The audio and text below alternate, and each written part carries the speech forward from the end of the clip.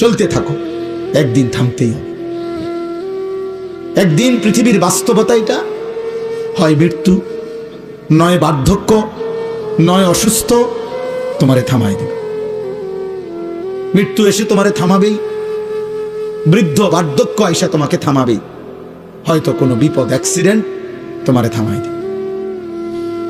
একদিন শুনবা শরীরে এমন রোগ বাসা বাঁধছে। আজকে এক ভাই আমার লগে দেখা করছে, কইছে হুজুর আমি একটা মিনিট আপনার সাথে কথা কইতে চাই। আমি চিনতাম তাকে, মোটরসাইকেল চালাইতো, ব্যবসা করতো, সারাটা ক্যান্টনমেন্ট ঘুরতো, সারাদিন পরিশ্রম করত। উনি ভালো মানুষ, আমার সাথে 1 মিনিট দেখা করতে দাঁড়াইছিল। আমি ভুলে গেছি, আবার গাড়ি ঘুরাইয়া ওনার সামনে গেছি। বললাম কি ভাই? কয় চেহারাটার দিকে তাকাইয়া বলল যে হুজুর আমি মনে হয় আর বেশি দিন বাঁচবো না, আমার এমন মারাত্মক রোগ হয়েছে যে আর বেশি। উনি একটা কাগজ দিছে, আমার ছেলে মেয়েগুলোর নাম আপনার কাছে দিলাম, আপনি একটু দোয়া করেন। বলছে আমার মেয়েটা একটু বড় হয়ে গেছে, বড় হয়েছে, আপনি যদি পারেন হুজুর একটা কোনোদিন আমি যদি নাও থাকি, না বাঁচি, আমার মেয়েটার জন্য একটা ভালো ছেলে দেখে। আমি তাকাই রইলাম। এই জন্য দোস্ত থামাই দিবে তোমার। প্রতিদিন কেউ না কেউ থেমে যাচ্ছে। আল্লাহ যাকে ঈমান দেয় নাই, আল্লাহ যার ব্যাপারে সিদ্ধান্ত নিছেন ঈমান দেবে না, তার জন্য ঈমান নবীগণ পর্যন্ত চেয়েও নিতে পারে না। আল্লাহ তাআলা এই কায়নাতের মধ্যে আল্লাহর সবচেয়ে প্রিয়জন, আপনজন, কলিজার টুকরা আমাদের নবী সাল্লাল্লাহু আলাইহি ওয়াসাল্লাম। সেই নবী, তার চাইতে বেশি প্রিয় আল্লাহর কাছে আর কেউ নেই। তার চাইতে বেশি মাহবুব আল্লাহর কাছে আর কিছু নাই, আর কেউ নাই। গোটা কায়নাতের সবচেয়ে আপন প্রিয় বন্ধু তিনি, কিন্তু সেই তিনি পর্যন্ত নবীজি সাল্লাল্লাহু আলাইহি ওয়াসাল্লাম উনার চাচা আবু তালেবের ইমানের জন্য খুব কাকুতি মিনতি করছেন, খুব বেশি কাকুতি মিনতি করছেন। মৃত্যুর পূর্বে কাঁদছেন, অনেক বেশি অনুনয় বিনয় করছেন চাচারে কালেমা পড়াবার জন্য। আবু তালেবকে কুল লা ইলাহা ইল্লাল্লাহ কালিমাতান আশহাদু বিহা আশহাদু লাকা বিহা ইনদাল্লাহ, বুখারীর riwayat। আল্লাহর নবী সাল্লাল্লাহু আলাইহি সাল্লাম চাচাকে বলছেন মৃত্যুর পূর্বে, কার চাচা একটাবার শুধু কালেমাটা পড়ে, একবার শুধু পড়ে দিলে কিয়ামতের দিন এই কালেমা নিয়ে আমি আপনার পক্ষে আল্লাহর কাছে সাক্ষ্য দেব। একটাবার বলে, একটাবার। কিন্তু আসমানওয়ালা রব আল্লাহ তাআলা বলছে বন্ধু আপনি আমার সবচেয়ে প্রিয়জন, আপনি আমার কলিজার টুকরা, সব ঠিক আছে, কিন্তু আমি ফয়সালা নিছি ওরা ঈমান দেব না। দেব না তো দেবই না। আপনার হাতও আমি ফিরাই দিলাম, আপনার জবানও ফিরাই দিলাম। হাত্তা মাতা, আবু তালেবের মৃত্যু হইল কালেমা ছাড়া। তাহলে রাসূলুল্লাহ সাল্লাল্লাহু আলাইহি সাল্লামের চাইতে দামি আর কি? তিনি এত কাকুতি মিনতি করার পরেও আল্লাহ যাকে বলছে দেবে না, তার জন্য নবী পর্যন্ত ঈমান নিতে পারে না। হযরত ইব্রাহিম আলাইহিস সালাম উনি কি পরিমাণ কাকুতি বিনতি করছে, ওনার আব্বা মূর্তি পূজক আজর ওনার কালেমা পড়াইতে পারে নাই। আল্লাহ বলছে না দেব না। অথচ ইব্রাহিমকেও বলছে আল্লাহ আপনিও আমার খলিল, ইব্রাহিম তুমিও আমার বন্ধু, বন্ধু ঠিক আছে, ঈমান দেব না তোমার আব্বারে। দেয় নাই তো দেয় নাই। নূহ আলাইহিস সালাম 950 বছর কালেমার দাওয়াত দিয়েছেন, 950 বছর একটা। আজ আমাদের ওয়াজের বয়স 21 বছর, এখন আর ক্লান্তিতে শরীর চলে না, কোনোভাবেই আর যান চলে না। মানে মাঝে মাঝে মন চায় রাস্তা শুয়ে যায় ক্লান্তিতে, আর ভাল লাগে না কোনো কিছুই। খানা, খাদ্য, ঘুম, তৃপ্তির সাথে কুলাইতারি না এখন আর। এই 21 বছরেই কোমর ব্যথা হয়ে গেছে, এই 21 বছরেই চোখে ছোট লেখা কম দেখি, এই 21 বছরে গলায় ভীষণ, আমার গলায় এই পর্যন্ত 2বার অপারেশন হয়েছে, পূর্ণ অপারেশন আমার গলায়, 2বার অপারেশন করছি। প্রতিদিন রাত্রে ট্যাবলেট খাই এই গলার জন্য, প্রেশারের জন্য, প্রত্যেক দিন। তাইলে ভাই 950 বছর এবার যিনি দিবা নিশি আল্লাহর কথা বলছে, কি মেহনত করছে, কি ধৈর্য আল্লাহ ওনারে দিছেন, কি পরিমাণ সবর উনি করছে, 950 বছর, কি খামখেয়ালি কথা। কিন্তু 950 বছরের সেই নবী নূহকে পর্যন্ত আল্লাহ বলছে, নূহ তোমার সন্তান কেনান ওর ঈমান দেব না। হযরত নূহ আলাইহিস সালাম যখন ছেলেটা পানিতে ডুবে যাচ্ছে, কোরআন শরীফে আছে ছেলেটা হাবুডুবু খাইতেছে ওই তুফানের পানিতে, তখন ওই নূহ আলাইহিস সালাম হাত উঠে আল্লাহকে বলছে, আল্লাহ ওটা আমার ছেলে, আমার বংশধর। আল্লাহ বলছে না, হাতটা মাফ করব, ওকে ঈমান দেব না। 950 বছরের নবীকে পর্যন্ত আল্লাহ ফেরত দিছে, দেয় নাই ঈমান। ছেলেটা ডুবে গেছে। জন্য প্রিয় ছেলে, বাবা তোমার জন্য ইসলাম আটকাবে না, তোমাদের জন্য ঈমান আটকাবে না, আল্লাহর দ্বীন বিজয়ের আটকাবে না, কিছুই আটকাবে না। কিন্তু তোমরা বুঝো নাই অনেকে যে ঈমান কত বড় সম্পদ, মুসলিম পরিচয় কত বড় নিয়ামত। ইচ্ছা করে আল্লাহর দেওয়া দান তোমার হাতে দিছিল, তুমি ফেলে দিলে। তুমি চুল, চেহারা, লিবাস, পোশাক, আখলাক, চরিত্র, অসভ্যতা, নোংরামি, উলঙ্গতা, বেহায়াপনা, জিনা, ব্যভিচার, মদ, জুয়া, অস্থির ছবি, নারী, এক ওয়াক্ত নামাজ না পড়ে সেজদাবিহীন চেহারা দিয়ে তুমি প্রত্যাখ্যান করলে, আল্লাহকে ফিরায় দিলা, তোমার কালেমা তুমি না। তুমি দিলা কেন আমার মুসলমান পরিচয়? আমার এটা ভাল লাগে না, বেঈমান আমার পছন্দ, মুশরিক আমার পছন্দ, সিনেমার নর্তকী আমার পছন্দ। মনে রাখো আব্বা, কোরআনুল কারীমের মধ্যে আল্লাহ তাআলা স্পষ্ট ফয়সালা দিয়েছে। আল্লাহ তাআলা বলছেন, পরিষ্কার আল্লাহর সিদ্ধান্ত,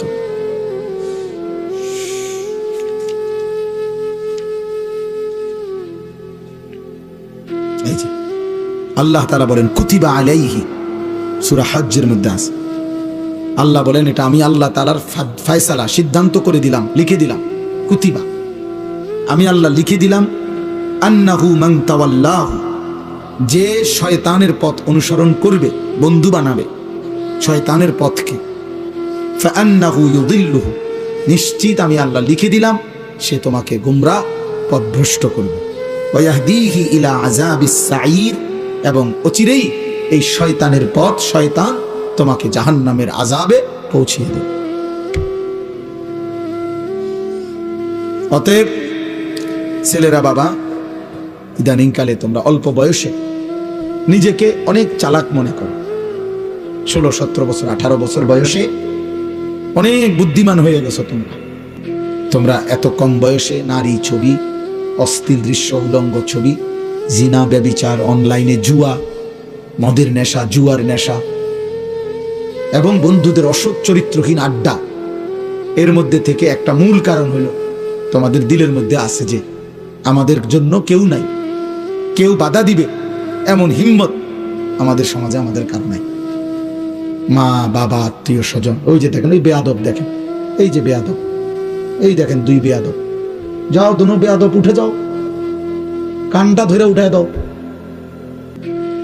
একদম কানে ধরে উঠায় দাও, হিম্মত হইলে তোমার ধাক্কা দিয়ে উঠায় দাও। দেখেন বেয়াদব, দেখেন দুজন ভিডিও করতেছে, এই বললাম না প্রতিবন্ধী। হ্যাঁ, এখন লজ্জা পাইছুনি? দেখো এখন যে সবাই ঠিক কইছে, ভাল লাগছে, দেখো হাসে, দেখেন আস্তাগফিরুল্লাহ, আস্তাগফিরুল্লাহ, ব্রেইনে কাজ করে না। হ্যাঁ বাবা, জানো না তোমরা, হয়তো কেউ বুঝাইয়াও বলবে না তোমাদেরকে, সমাজ তাকায় তাকায় দেখতেছে তোমাদের অধঃপতন, নদীটা ভাঙ্গা যাইতেছে, পাহাড়টা গলে যাইতেছে, ভবনটা ধসে পড়তেছে, মুসলমানের একটা সন্তান 16 বছরের নষ্ট হয়ে যাচ্ছে, এই সমাজ তাকায় তাকায় দেখতেছে। মুসলমানের একটা 18 বছরের ছেলে চরিত্রহীন হইতে হইতে পচে যাচ্ছে, এই সমাজ তাকায় তাকায় দেখতে। বাবা, আমার চোখের সামনে ছেলেটা নষ্ট হয়ে যাইতেছে, কারো হিম্মত নেই, কারো চুল রাখছো এমন বেঈমানের মতো, এমন গাদ্দার, এমন সন্ত্রাসী, এমন চাঁদাবাজ, এমন দুষ্ট শয়তানের মতো যে এই সমাজের কারো হিম্মত নাই তুমি করে বলবে। কারণ চুল দেখলেই তো ভয় হয় যে এটা জঙ্গলি জানোয়ার নাকি মানুষ।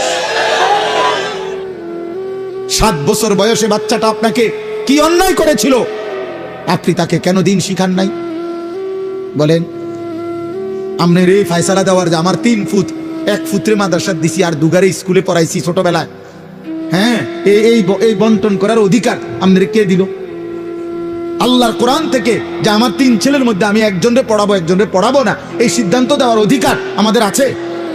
আল্লাহ নবী সাল্লাল্লাহু আলাইহি সাল্লাম বলেছেন, আলা কুল্লি মুসলিম তালাবুল ইলমি ফারিদাতুন আলা কুল্লি মুসলিম।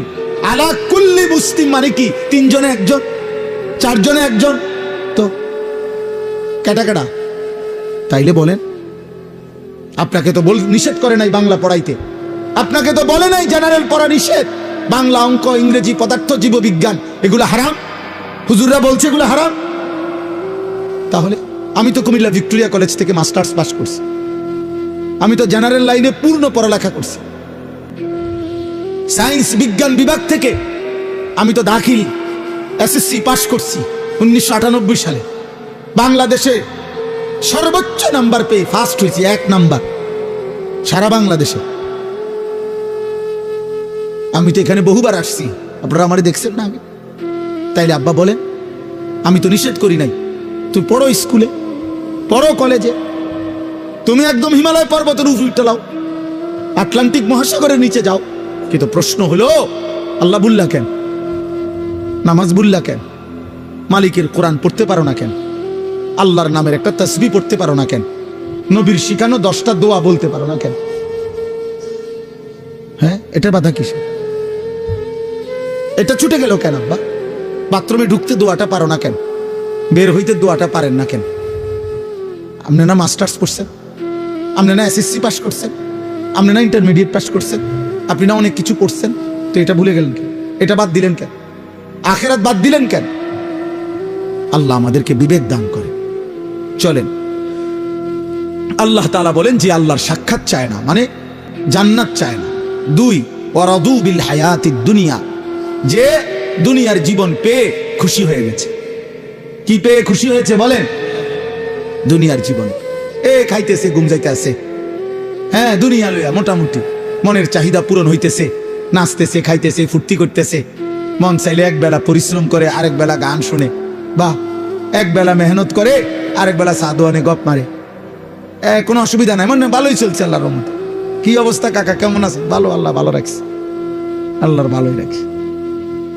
মানে দুনিয়া পেয়ে খুশি, দুনিয়া পেয়ে। আমাদের যুবক ছেলেরা, কিশোর ছেলে, তোমরা আব্বা শুধু একটা মোবাইল ব্যবহারের স্বাধীনতা পাইছো তুমি, অর্থাৎ তোমার বাবা অক্ষমতার কারণে, তোমার মায়ের দুর্বলতার কারণে ওরা তোমারে ধরতে পারে নাই, ওরা তোমারে ফিরাইতে পারে নাই, ওরা তোমার কাছে ব্যর্থ হয়ে গেছে।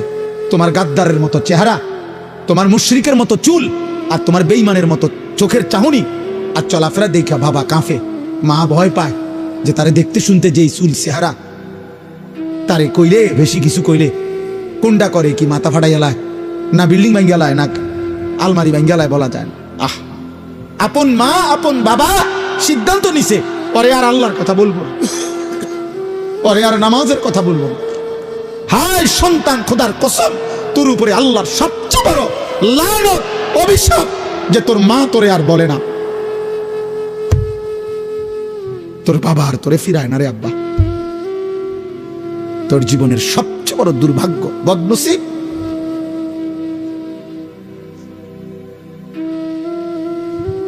দুনিয়া পেয়ে খুশি হয়ে গেছো, নারী দেখতেছো, ছবি দেখতেছো, মোবাইল দেখতেছো, নাচ গান করতেছো, ফুর্তি করতেছো, মন মতো চুল ফিরাইতেছো, যেখানে মন চায় সেখানে আড্ডা দিতে পারতেছো, অবাধ, মুক্ত, স্বাধীন, আজাদ। আল্লাহ বলেন দুনিয়া পেয়ে যে খুশি হয়ে গেছে। 3, ওয়াতমাআন্নু বিহা, যেটুকু দুনিয়া অর্জন করেছে মৃত্যুর আগে এতটুকুর উপরে নিশ্চিন্ত হয়েছে। জি নিশ্চিন্ত। এগুলো হলো চাচাদের ব্যাপার। বয়স্করা শেষ বয়সে হিসাব মিলাইয়া নিশ্চিন্ত। যাক, আল্লাহর রহমতে আমনগো দোয়ায়, 10 জনের দোয়ায় হুজুর দোয়া করবেন, তারা 3 জন বিদেশ, 4টা মাইয়া বিয়া দিছি, আল্লাহর রহমতে একখান বিল্ডিং করছি, ভিতরে 2টা বাথরুম করছি, বাথরুমগুলোর মধ্যেও টাইলস লাগাইছি আল্লাহর দয়া, ঘরে ফার্নিচার আল্লাহর রহমতে সব করছি, একটা নুনের বাড়িও কিনছি, কোনো অসুবিধা হয়েছে না।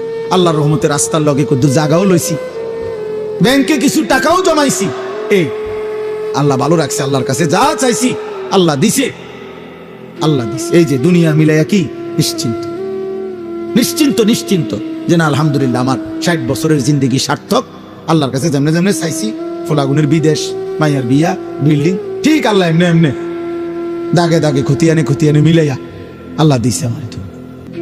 ওয়াল্লাযীনা হুম আন আয়াতিনা গাফিলুন। আর 4 নাম্বার হলো আল্লাহ বলেন প্রতিনিয়ত আমি আল্লাহর বিধান, আমার হুকুম, আমার আহকাম, আমার আয়াতের ব্যাপারে যারা গাফেল। দুনিয়া তো সব বুঝে, উনি ইটও চিনে, বালুও চিনে, সিমেন্টও চিনে, উনি রাজমিস্ত্রিও চিনে, কাঠমিস্ত্রিও চিনে, উনি ভাত মাছ চাল ডাল আলো অন্ধকার রোদ বৃষ্টি হাসি কান্না নারী পুরুষ আনন্দ বেদনা সব বুঝে, সব বুঝে, কোনটা হালাল টাকা কোনটা সুদের টাকা কোনটা কিস্তি সব বুঝে। উনি শুধু আখিরাত বুঝে না। তাব্বাত ইয়াদা সূরাটা কইতে পারে না, কুল হু আল্লাহ সূরাটা কইতে পারে না, আত্তাহিয়াতু শুদ্ধ করে পড়তে পারে না। আল্লাহ নাই, আখিরাত বুঝে না, আখিরাত বুঝে, আল্লাহর বিধান বুঝে না। আল্লাহ বলেন এই 4টা জিনিস জান্নাত চায় না, দুনিয়া নিয়ে খুশি হয়ে আছে, যেটুকু দুনিয়া অর্জন করেছে এটুকুতে নিশ্চিন্ত, আর আল্লাহর আয়াত আল্লাহর বিধানের ব্যাপারে গাফেল। আল্লাহ বলেন উলাইকা মাওয়াহুম নার বিমা কানু ইয়াকসিবুন। আল্লাহ তাআলা বলেন এই মানুষগুলো সারা জীবনে যা অর্জন করেছে এই সব কিছুর বিনিময়ে তাদের ঠিকানা আন্নার, জাহান্নাম, জাহান্নাম, জাহান্নাম। আল্লাহ ছেড়ে, আখিরাত ছেড়ে, হালাল হারাম ছেড়ে, জায়েজ নাজায়েজ ছেড়ে, পর্দা পুশিদার সেজদা নামাজ বন্দিগি এই সব বাদ দিয়া আপনি শুধু দুনিয়া সাজাইছেন। আল্লাহ বলছে এই দুনিয়ার সমস্ত কিছুর বিনিময়ে এই বাড়ি, এই বিল্ডিং, এই দালান, এই সংসার, এই ব্যবসা, এই উপার্জন, এই সব কিছু তাকে জাহান্নামে পৌঁছাবে। কোথায় পৌঁছাবে? জাহান্নাম।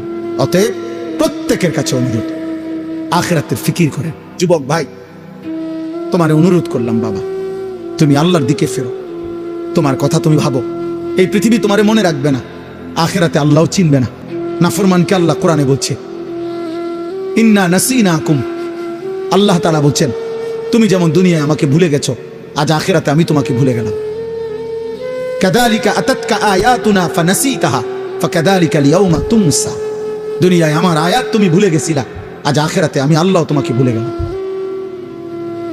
আল্লাহও চিনবে না আর দুনিয়াও মনে রাখবে না। কোনো পাপী নাফরমানকে পৃথিবী মনে রাখে না, সম্মান করে না, ইজ্জত দেয় না, কলিজায় স্থান দেয় না।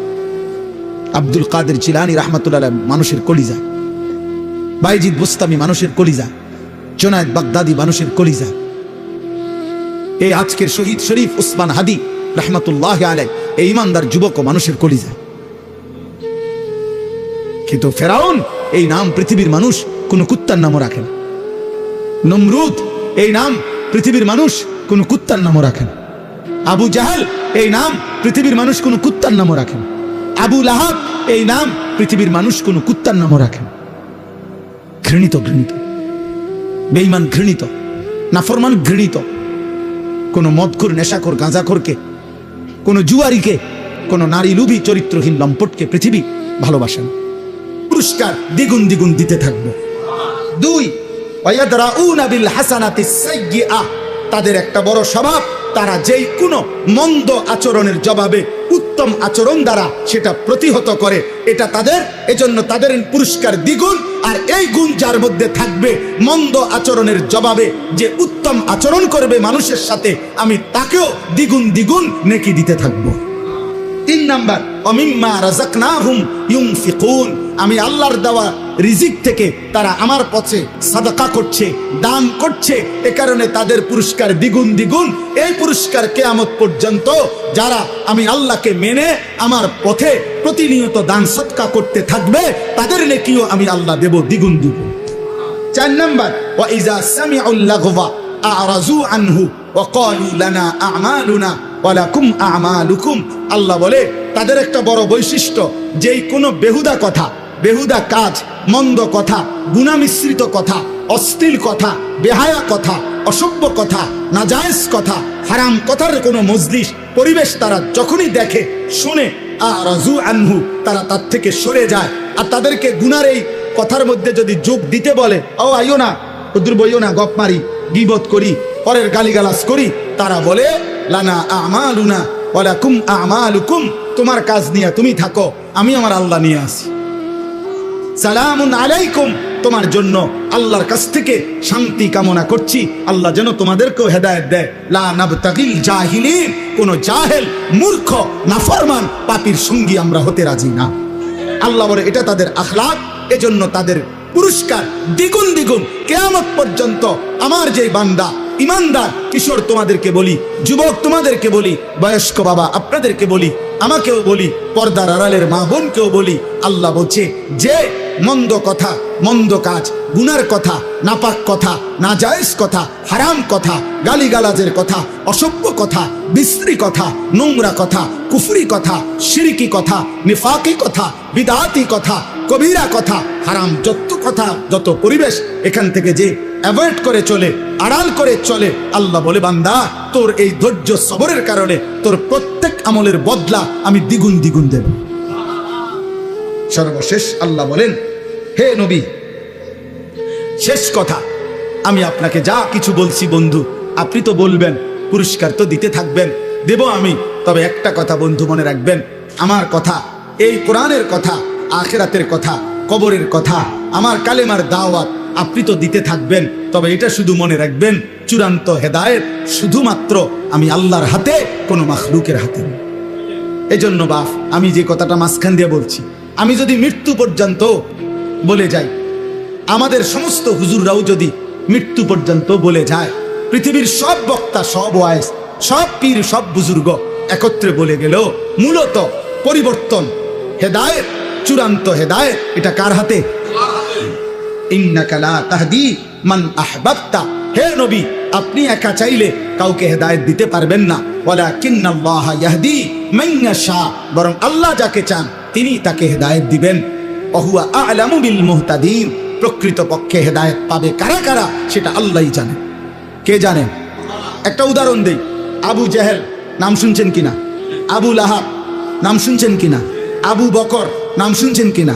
ওমর নাম শুনছেন কিনা? তো মনে করেন এই চারজন মানুষের নাম বললাম, চারজনই কুরাইশ, চারজন একই বংশের লোক, একই মহল্লার মানুষ, একই মক্কার মানুষ, নবী সাল্লাল্লাহু আলাইহি সাল্লামের আশেপাশে থাকে এরা।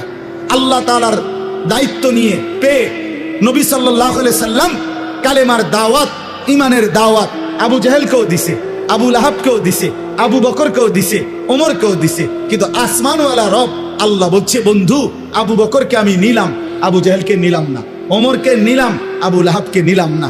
যদি বলেন এই দুইজনকে কেন নিলেন, আল্লাহ বলবেন আমার ইচ্ছা। যদি বলেন এই দুইজনকে কেন নিলেন না, আল্লাহ বলবেন আমার ইচ্ছা। কার ইচ্ছা? আল্লাহ। এই জন্য নওজোয়ান তোমাদেরকে বলি, শেষ কথা, রাত গভীরে আব্বা মনে রাখো, তুমি ছাড়াও ইসলাম বিজয় হবে।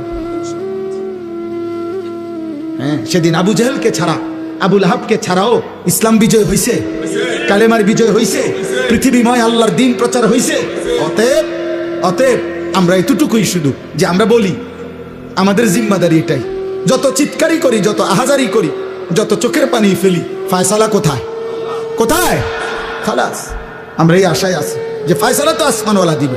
অতএব মাহদি আসবে, দাজ্জাল বের হবে, ইসলামের বিজয় হবে, দাজ্জালের পতন হবে, ইহুদিদের পতন হবে, পৃথিবীময় ইসলামের খেলাফত উড়বে, কালেমার পতাকা উড়বে। খোদার কসম, আগামী দিনে আরেকবার কসম খোদার, নবী বলছে যদি ইসরাফিলের ফু দিতে আর একদিনও বাকি থাকে কিয়ামতের, তবুও মাহদি আসবে, দাজ্জাল বের হবে, যুদ্ধ হবে, ঈসা আলাইহিস সালাম আসমান থেকে নেমে আসবে, ইহুদিদের শেষ বেঈমানের পতন হবে, মৃত্যু হবে, আল্লাহর কালেমা, ঈমানের পতাকা, ইসলামের খেলাফা সারা পৃথিবীময় আরেকবার প্রতিষ্ঠিত হবে। খোদার কসম, এটা আখিরি নবীর ফয়সালা। নবী সাল্লাল্লাহু আলাইহি সাল্লাম এটা বলেছেন। অতএব ইমানদার যুবক, দ্বীনের জন্য, মাহাদির জন্য, ইসলামের জন্য, কালেমার জন্য কয়জন লাগবে? এই ফয়সালা কার হাতে? কারে নেবে এই ফয়সালা কার হাতে? অতএব চরিত্রহীন যুবক, লম্পট যুবক, নারী, অশ্লীল ছবি, জিনা ব্যভিচারের দৃশ্য দেখে তোমরা যারা আছো, মনে করো না তোমার মতো অপদার্থের জন্য ইসলাম আটকায় যাবে। তোমার মতো আকামলা ছাড়াও ইনশাআল্লাহ ইসলামের বিজয় হবে, কালেমার বিজয় হবে। কিন্তু একদিন চোখ বন্ধ হইলে দেখবা, কবরে গেলে ফেরেশতা তোমার মতো নাফরমানকে লাথি দিয়া কবরে পাঠাইবে জাহান্নামে। সেদিন বুঝবা এই মৌলবীদের কথা কতটা দরকার ছিল। সেদিন বুঝবা এটুকু নামাজ পড়তে পারতাম, সেদিন বুঝবা আল্লাহরে ডাকতে পারতা ইচ্ছা করে। শরীর স্বাস্থ্য সবই ছিল, কিন্তু নাফরমানি করলাম। অতএব রাত গভীরে আমি বললাম, সমস্ত কিশোর যুবক ভাই, দয়া করে নষ্ট হইও না। এই পৃথিবী তোমারে মনে রাখবেন, কেউ তোমার জন্য বসে নাই রাব্বা। তুমি অ্যাক্সিডেন্ট করে দেখো, পিছনের গাড়ি থামে না, সাইডে দিয়ে যায় না। কত সিএনজি প্রতিদিন অ্যাক্সিডেন্ট হয় না, কত গাড়ি, কত মানুষের লাশ পড়ে থাকে, কত মানুষ আহত হয়ে পড়ে থাকে। হয়তো 5 মিনিট জ্যাম বাজে, 10 মিনিট জ্যাম বাজে, এরপরে আস্তে আস্তে সাইডে দিয়া সবাই চলে যায়। স্বার্থপর এই দুনিয়া, কেউ থামে না। ধোকা ধোকা।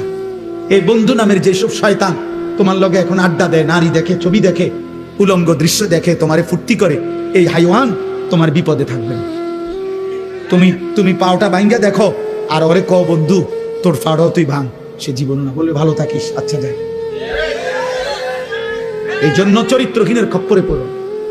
আমি বললাম, চরিত্রহীনের খপ্পরে পড়ো, নিজেরে চালাক মনে করো।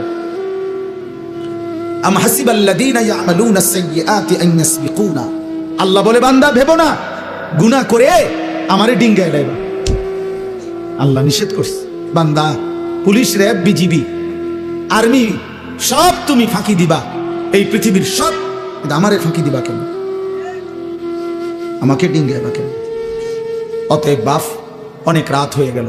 আমি সবার কাছে অনুরোধ করি, প্রিয় কিশোর, প্রিয় নওজোয়ান, চোখের হেফাজত করো। নারী দেখো না, অস্থির ছবি দেখো না বাপ, উলঙ্গ ছবি দেখো না, মোবাইলের আসক্ত হইও না, নিজের হেফাজত করো। 5 ওয়াক্ত নামাজ পড়ো।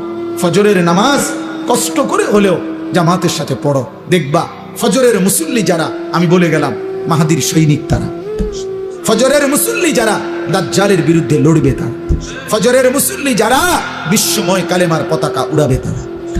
এটা মাহাদির এবং ঈসার নেতৃত্বে দাজ্জালের বিরুদ্ধে, ইহুদিদের বিরুদ্ধে হাদিসের বক্তব্য হলো শেষ যুদ্ধ, চূড়ান্ত লড়াই ফজরের নামাজের পরে শুরু হবে। ফজরের মুসল্লিদেরকে সাথে নিয়ে মাহদি এবং ঈসা যুদ্ধ শুরু করবে। আসরের নামাজের ভিতরেই, আসরের ওয়াক্ত হইতে হইতেই দাজ্জাল নিহত হবে এবং সমস্ত ইহুদি নিহত হবে, এবং আসরের ওয়াক্তে মাহদি এবং ঈসার নেতৃত্বে মসজিদে আকসা বিজয়ের পতাকা, ইমানের পতাকা উড়বে, সারা পৃথিবীময় ইসলামের খিলাফা প্রতিষ্ঠা। ভাই আমি দেখবো নয় তুমি, নয় আমার সন্তান দেখ, কিন্তু আল্লাহ রাসূল সাল্লাল্লাহু আলাইহি সাল্লামের এই কথা বৃথা হবে। কোন জালেমের পতনের আগে কেউ বোঝে না কেমনে পতন, কেমনে পতন, কিন্তু যে সময় জায়গা সে সময় সবাই বোঝে যে এমনি যাইতেছে। বুঝেন নাই? হেলিকপ্টার উঠবার আগে কেউ বুঝছে না যে হেলিকপ্টার দিয়ে যাইব না অটো দিয়ে যাইব, কেউ খেয়াল করতে। কিন্তু যখন হেলিকপ্টার ছেড়ে দিছে সবাই বুঝা লাইছে যে যায় না। এটাই ফেরাউন মুসা আলাইহিস সালাম নদী দিয়ে যে রাস্তা হয়েছে 12টা, 1 মিনিট শুনেন,